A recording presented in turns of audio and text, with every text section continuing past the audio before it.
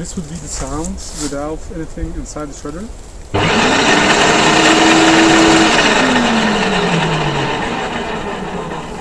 I think for small garden work and with some neighbors, that's quite okay when it comes to the sound level. Now let's test with some bamboo.